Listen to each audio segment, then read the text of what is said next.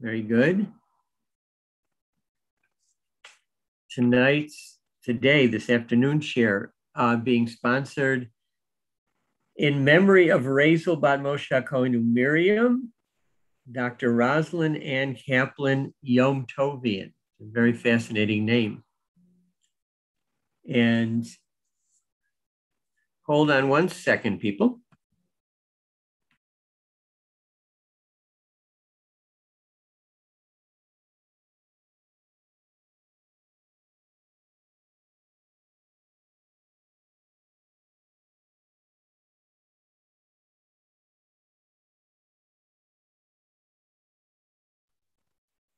Okay, so welcome to everybody and thank you for joining us. It's always a pleasure to see you. I'll announce it again at the end, but next week, because of the change here in Israel of the clock, we're moving 1 hour earlier on Motzei Shabbat before you go to bed. If you want to stay up till 2 a.m. and change your clock, then that's the official way to do it. But you're not absolutely required to do that. So we'll start next week, God willing, at 6 p.m. instead of 5. Well, we are going to discuss another fascinating personality. You know, we are so concerned with the Avot and Imahot and Moshe Rabbeinu that sometimes we lose track of the fact that there are so many amazing personalities in the Torah that maybe we don't spend enough time studying and looking deeply into their character. Last week, we took a close look at Hagar, and I think Hagar is also a very, very interesting personality. And today we're going to take a deeper look at Lavan. It is, as I told you last time, my favorite title. You've lost that Lavan feeling. Other people would call it a whole lot of Lavan, but anyways, I'm not going to go there. Let's just say that a Lavan, there's really a tremendous amount of controversy about Lavan. So Lavan, first of all, he's going to appear twice in two different stories. Here in our Parsha, with Eliezer's search for a wife for Yitzchak, coming to the house of Lavan and his father Bethuel, and of course Rivka. And then later on, in much more detail, we will see the interaction between Yaakov and the same Lavan. So we're going to focus on those two stories, and I may have a very shocking surprise ending for you based on a midrash that is pretty wild, but we'll get there. First of all, let me say about Lavan, he is very entrenched in the royal family. You see a lot of inbreeding in royal families. We know that. And certainly this is no exception. Lavan is, in a sense, thrice related to the first family of the Jewish people. He is Abraham's great nephew. He is Yitzchak's cousin and brother-in-law. And he is Yaakov's uncle and father-in-law. That's a lot of different relations. But all of that is true about who Lavan is. We know him primarily, of course, the father of Rachel and Leah, and the brother of Rivka, and the father-in-law of Yaakov. And so he's really a central part of the family. So in some circles, the judgment on Lavan is very cut and dried. I just want to read you one quote by one source, one rabbi who wrote about it, and says, Lavan shows himself to be a rogue of unusual skill, able to manipulate both his victims as well as outside observers by employing a carefully concocted combination, I love that alliteration, of superficial familial concern, feigned civic sensitivity, and a pretentious moral conscience. Wow, those are some highfalutin words, but basically saying that he, Lavan, is really an unsavory character. And indeed, that is how pretty much all of the commentators regard him, as we'll see. But as you know, when you come to any of these shiurim, it ain't necessarily so.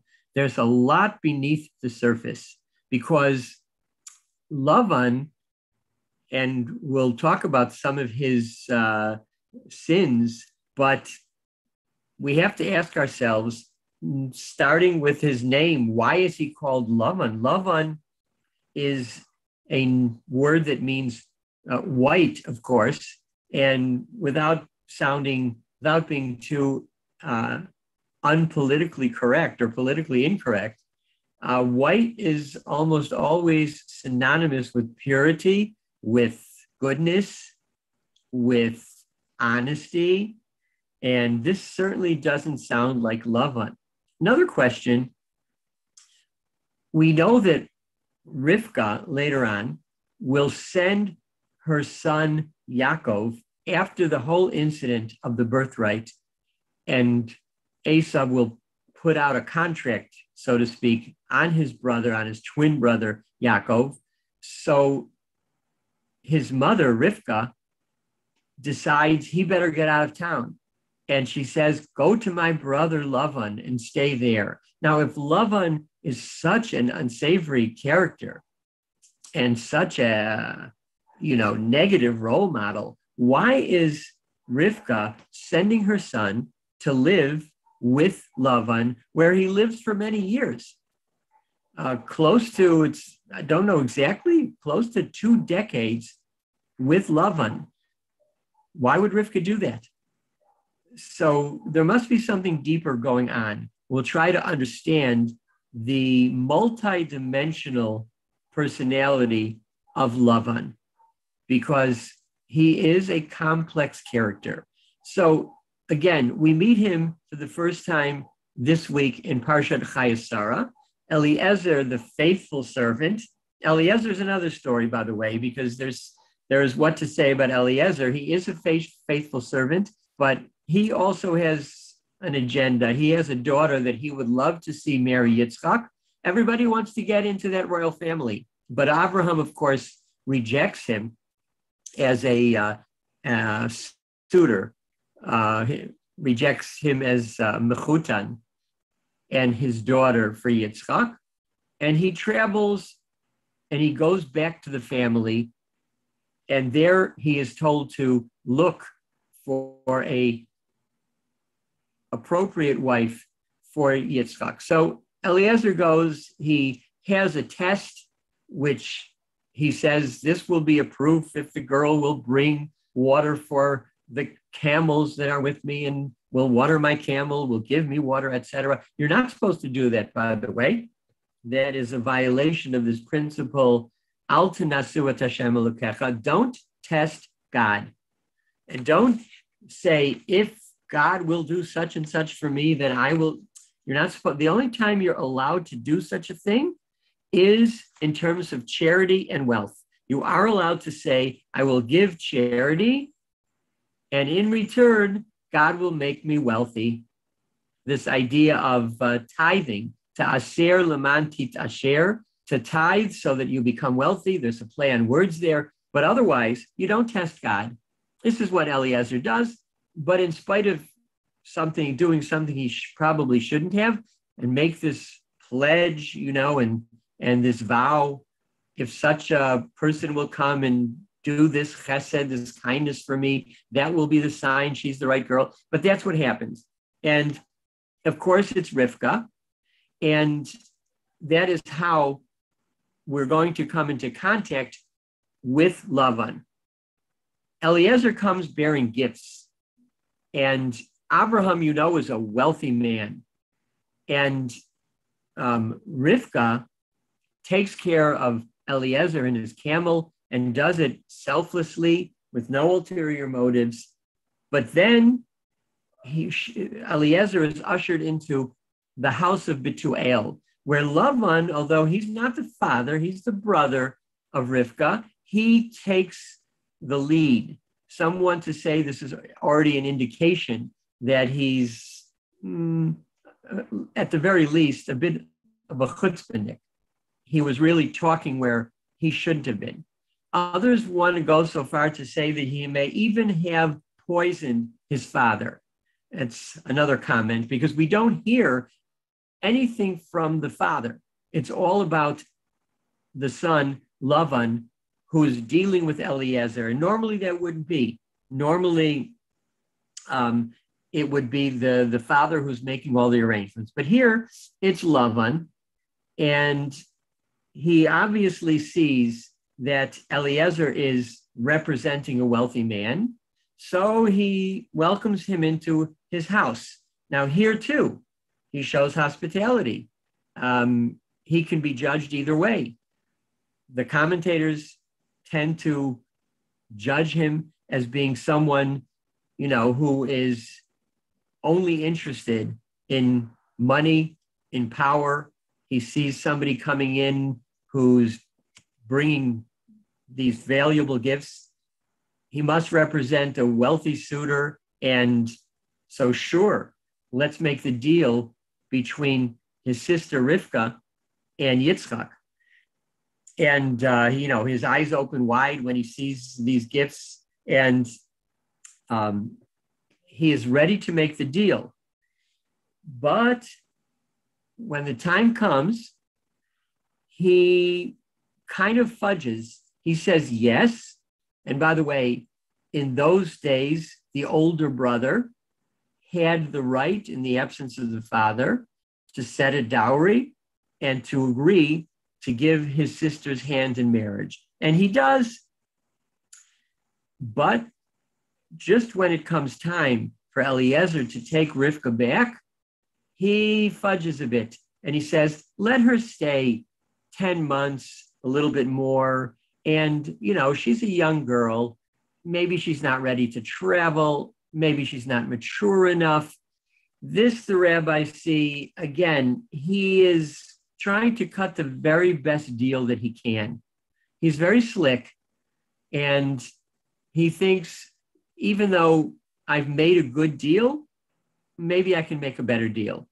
But it is Rivka that speaks up and says, no, I'm going now. And by the way, it is from this verse where she is the one who is allowed to choose. And I'll just read you the pasuk. Because they say, Nishalat piha, let's ask Rivka, does she want to go now with Eliezer back to Yitzchak or not? Vayomru eleha telchi ima isha zeh, will you go with her? Vatomer elech, I shall go. By the way, from here we learn the law that you cannot marry a woman without her permission. She has to agree to the shidduch. You cannot force a woman to be married against her will. Indeed, in some of the rabbinic manuals, and I have one of them, Orthodox manuals, it says that at a wedding, it is we usually don't do this today, but it is appropriate to ask the kala, do you, of your own free will, agree to this marriage? Today, we more or less accept that if she willingly takes the ring, that is already an indication of her assent to the wedding. She doesn't have to say anything, but there are those people who say she actually should be asked specifically, do you agree to this marriage? And in certain circles, as you know, where it's done, I think, less and less today, but where a young girl would meet the chatan years earlier, the family would arrange the marriage. They might not see each other for months or years till the wedding, till the day of the wedding. And then she would have to agree, yes, I'm going to go along with it. So this is one of the things actually that we learn from Lavan. So although he gets a bad rap, the truth is there are certain customs that we learn from Lavan. Another one that you may not be aware of is the whole custom of Sheva Brachot, of the 7 days following the wedding, when you have these semi-parties and you say the Sheva Brachot, the same ones you say under the chuppah. This was originated by Lavan, because after Yaakov marries Rachel, marries Leah, he thinks it's Rachel, and then he has to do another marriage. So although he waited 7 years for the first, he only waits 7 days for the second, and that's the source of the Sheva Brachot. And not only that, there is a customary blessing that we give to the Kala, to the bride at every wedding, and we say to her, Achotenu, our sister, Ataila alfei revava, may you become the, may you be the mother of many generations, thousands of generations. This was the blessing that Lavan gave to his daughter. So it's interesting, for someone who is characterized as so negative, we know of at least 3 things that we do today in Jewish law or custom that we learn from Lavan. But by and large, of course, Lavan is considered to be, as we said before, a very shady character. In fact, his name, Lavan Ha'arami, Lavan the Aramean, we have a play on words, and we say, if you rearrange the letters, instead of Lavan Ha'arami, what do you get? Naval Haramai, a scoundrel who is also a deceiver or a cheat. Ramai is someone who cheats others. And indeed, Lavan is known as a con man. And we talked about the fact he delays in Rivka leaving until she steps up. And then in much more detail, we have this confrontation or this very difficult relationship with Yaakov, because Rivka sends her son Yaakov to Lavan, and there he will end up working for 14 years for Lavan with a great deal of anguish and acrimony. When he comes before, it's interesting even in the text that just as Lavan greeted Eliezer warmly, he greets Yaakov very warmly. But unlike with Eliezer, he doesn't see any valuables. Remember, Yaakov was running away. He had nothing with him. He was basically penniless. So Rashi says that Lavan hugged him to see whether he was carrying anything in his garments. I always tell the story that we, back in the old country, we had the shul where I was rabbi celebrated its 100th anniversary. And we brought in red buttons, and he was the headliner at the banquet. And he the old timers here know red buttons. He was a great comedian. And one of the things I remember he said was, my grandfather came to this country. He had $5 in his pocket, 500 in the lining, but $5 in his pocket. So here too, Lavan is thinking, maybe he's got something hidden in the lining. Then he kisses him. Rashi says, you know why he kissed him? And I'm not going to even go into what kind of kiss it was, but Rashi says it was to determine whether maybe he had some pearls or diamonds that he was hiding in his mouth. In any case, you can judge that way, or you can say he greeted him warmly. And he says, you know, after he's been there for a month, he says to him, Yaakov, you know, you're great to have around, but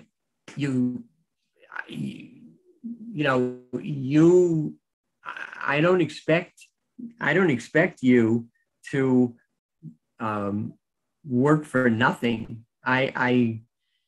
If you're going to help me around the house, you have to be paid. Of course, this is his way of getting Yaakov to be his primary worker, and actually Yaakov will make him very wealthy. But first it seems like Lavan's doing him a favor. You know, you should be paid for your work. Of course, the only pay he really wants is to marry Rachel, who he has this deep love for, right? This is what you didn't hear in Cheder, where the first thing he does is he kisses Rachel because he just senses this passion he feels for her. And as it says, the days flew by when he was working those 7 years to marry Rachel, because he loved her so much and he had this wonderful relationship. It seems at this point that Lavan has no sons, only daughters, because otherwise, why would he would see, the daughters are watering the flocks and they're doing things that men would normally be doing. Later on, Lavan must have had children later, maybe with the same wife, a different wife, and he has sons. But at this point, he has the two daughters. That's all we hear about. And we all know the story that Yaakov is meant to marry Rachel, and then Lavan pulls the old switcheroo, and he switches Rachel with Leah, and by the time Yaakov realizes it, he's already married to Leah. What's interesting about this story is that Rachel had actually warned Yaakov and said, my father, he can be very sneaky and very tricky. And so she had arranged a password with Yaakov to be sure he was marrying the right person, right? Some of you may know the password. I've talked about that before. The secret password which he gave to Rachel was the word hachen, as we say it in Eshet Chayil, right? We say sheker hachen vehevel hayofi, right? If the chen is false, then beauty is fleeting, beauty is meaningless. The hachen are the three commandments given specifically to women. He is hadlakat neirot, lighting candles. Chet is chala, because women generally make the challah. Nun is nida, or the laws of family purity. But the truth is that it is Rachel who actually gives the password to her sister. It's a very fascinating story, and this is another whole lecture about the kindness of Rachel, and that she's willing to give up her beloved Yaakov, with whom she's deeply in love, because she feels so sorry for her sister Leah. And this is what Lavan says as well. When Yaakov confronts Lavan and says, "What did you do? How could you dare deceive me and switch brides?" He says in a very clever manner, where we come from, the older precedes the younger. This is clearly a cut against Yaakov, understanding that this is what Yaakov did to his older brother, that his older brother should have gotten the birthright, but instead Yaakov takes it. And so here too, Lavan is saying, where we come from, the older takes precedence over the younger. But the Medrash has a whole discussion that Rachel has with Yaakov about her father. And when she says to Yaakov, he's very tricky, you better be careful, may have something up his sleeve. And Yaakov says, I can be trickier than he is. And Rachel says, really? Are you that kind of a person? I thought you're much more wholesome, a person of integrity, and you would never do something like that. And basically, Yaakov says back to her, when it's necessary to be tricky and out-trick the trickster, I can do that. It's a statement that will actually come to haunt Yaakov. Maybe we'll pursue that in another shiur, about his own doubt, what kind of a person he is. But as good as he might have been, Lavan, with the help of Rachel, outsmarts him. And so one of the main forms of trickery is the switching of the brides, but it's not the only thing, of course, because Yaakov will accuse Lavan of cheating him 10 times over, of overworking him and taking that which does not belong to him.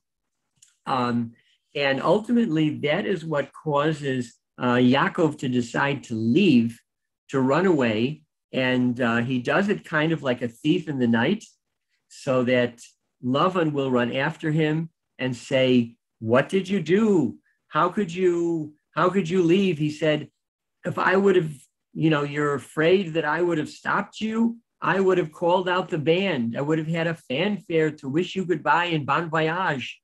At the same time, Lavan makes a very dramatic statement. Now, if you know your Haggadah, the Haggadah talks about Lavan and says Lavan was worse than Pharaoh, than Paro. Why? Says the Haggadah, Paro only wanted to kill the males in Egypt, but Lavan would have wiped everybody out.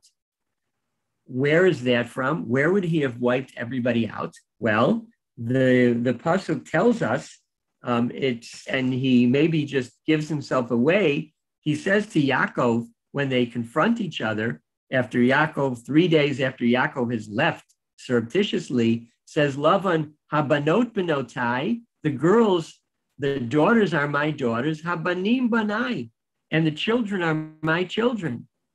So essentially, Lavan tries to claim everything and say, all this belongs to me. And of course, the implication is if Lavan would have actually taken control of the family and of Yaakov's 12 children, it's really 11 at this point, but if he would have controlled them, then that essentially would have ended the Jewish people if Lavan would have been in charge. And so Yaakov, of course, stands, very firm at this point and says, no, that's not what's going to happen. And they do ultimately make a deal with each other, and they have a truce. They call this truce on Mount Galeed, and they put up this mound of stones, and it's a testimonial where it basically says, okay, we will part and we will not harm each other. I will not pass over this mound to harm you, and you will not pass over this mound or pillar to harm me. This is, by the way, if you know the famous trivia, this mountain, this pillar is called Galeed, the pillar of witness. But Lavan, who is an Aramean, he gives it an Aramaic name, Gal Saduta. This is the only place in the Torah where a language other than Hebrew is used. So it's a good trivia you can stump people with. And so they do come to an agreement, but in a sense, Lavan loses that battle. So coming back to this idea of his name being a name that normally stands for purity, white, the truth is that Lavan had some very good traits and very good skills. He was a master manipulator. He was a con man. And by the way, you know what that means. Con is short for confidence man. He gains your confidence. He knows how you think. And once he knows how you think, he can manipulate you into doing what he wants you to do. And that's exactly what he does. He does it to the townspeople who know that he's planning to switch brides, but don't tell. He somehow convinces them, nobody better say anything, nobody better give this away. And the truth is that for a long time, he's able to get the better of Yaakov. Ultimately, Yaakov is able to get the better of him, but at least for many of those years, Lavan is really in control. So I want to suggest that the essence of Lavan is that he had this tremendous skill. Rivka knew that. Rivka, as we see later in the story of Yaakov and the birthright, Rivka gained street smarts from living with somebody like Lavan. And that's why in this whole story of Esav, quote unquote, pretending to be the better son, Rivka sees through that. She knows how to play the con game. And she knows when someone is honest and when somebody is trying to pull the wool over your eyes. And therefore, she is the one who controls that whole scene and is able to guide Yaakov through it and ultimately to win him the birthright. But she sends her son to live with Lavan because that quality of knowing how people think is something she understands that every good leader needs. And she says, you can learn a lot from my brother. He's like maybe the Bible's first psychotherapist, that he really is able to get into people and be able to know what makes them tick. That's a tremendous quality. And that perhaps is why his name is Lavan, because he began as somebody with this tremendous potential. The problem is that he succumbed to, it was that very skill which did him in, because he realized, I can use this to make money. I can use this to manipulate people and gain power. I don't have to be there to help them. I can make them help me. And that's what brings him down. Rivka saw in her brother something very special to teach Yaakov, and something that she felt he would need in his years ahead as a leader. Unfortunately, having been away from him so long, although she recognized who he was, she didn't know that he had now become a full-time con man. And therefore, this insight that he had into the human psyche, which is something which is so important, he misused and abused for his own self-aggrandizement and to become this powerful, wealthy person, even though at the end of the day, he really only conned himself. So we learned some good things from Lavan. As I said before, he is almost universally condemned by the commentators, but it's not so simple. He is one of those people that started off with a tremendous potential to be someone truly praiseworthy, but in the end went bad. And here's the shock. Here's the shocker for you. There is a medrash that says that, do you know who he was or who he became later? And this is hard to fathom. None other than Bilam. That Bilam was really Lavan. Now, this is a wild midrash, and I'm not telling you that it's authoritative, but it's very fascinating because Bilam is a character that really comes out of nowhere. The word Bilam actually means bli'am. It's a contraction of the two words without a nation. Nobody knows who is he? Where does he come from? He's a mystery. He doesn't seem to be connected to any nation. Although later on, he associates with Midian and is executed. But at least in the beginning, he kind of comes out of nowhere. Says the Medrash, says it's Lavan, the very same Lavan who wanted to prevent the children of Israel from leaving Haran, and indeed the wall against which Bilam's donkey crushes Bilam's leg is that very mound of stones that was erected by Lavan and Yaakov on the Mount of Galeed. And it attests to the fact that Bilam, or Lavan, if it's true, was violating this pledge he made to Yaakov. Now, of course, if you accepted this midrash, it means that Lavan was living more than 400 years old. And that's a bit hard to accept at that point. And even though we have a lot of people that live long, at that point, not 400 years. But the idea also is fascinating because Bilam was very much the same. Bilam had tremendous potential. He could talk to God. He was a prophet. He had these conversations with God. He had a tremendous ability he was a visionary who saw the future. We use Bilham's phrase, Ma Tovu Olech Yaakov, every morning when we start our davening. But Bilham also went bad. He could have been great, but he used his potential and his skill and the gifts which God gave him for only his own self and only his own power and riches. And so in the end of the day, he also suffered a very ignominious fate, just like Lavan. We never hear from Lavan again. He's mentioned in these two stories. Nowhere else in Tanakh does he ever appear. But as I say, he's a fascinating character who had this potential, who had this great power, and unfortunately did not use it for good.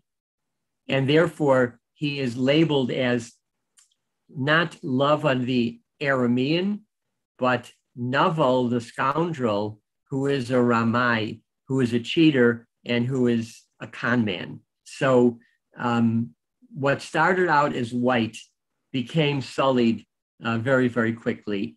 And at the end of the story, Lavan really has nothing. His family leaves him, and we never hear from him again. And basically, he lost everything. So there's a lot of morals. This is really a moral fable, the whole story of Lavan. But it's an important part of Yaakov's development, because through this story, he will go from being someone who is quite naive to someone who is a bit more schooled in what the world can throw at you and how to deal with it. And sometimes you have to use your wiles to outsmart the smarties, so to speak. And that's more or less the story of Lavan. Thank you, everybody, for coming. We took a few minutes longer, but I think that it's worthwhile to delve into the character of these personalities. So next week, 6 p.m., and we will spend a bit more time talking about this fascinating story of the Bechorah, the birthright, what a birthright means, and we'll develop this battle between brothers, the battle of brothers over the birthright. So again, Razel Bat Moshe Cohen Miriam should have a Aliyat Neshama, and everybody should stay healthy, stay happy, and we'll see you next time. Let me see this question very quickly.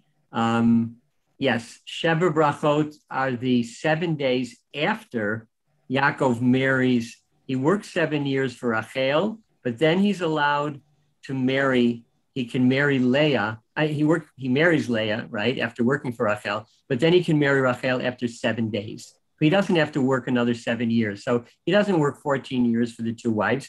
He works 7 years and 7 days for them. So yes, and as Alexa said, the man of the field becomes to some extent the man of the city. He has to learn the ropes, and that will stand him in good stead as he faces all of the tremendous traumas that Yaakov goes through more than any other individual, I think, in the entire Torah. So we'll see all of you next time. Thank you for coming. It's always Thank you. I'm very appreciative you Thank you, take your Rabbi. time. Thanks, Rabbi. Thanks to all of you. Good evening. Thank you, Rabbi. Thank you very much. Shabbat shalom. Shabbat shalom. Shabbat Shabbat shalom לכולם.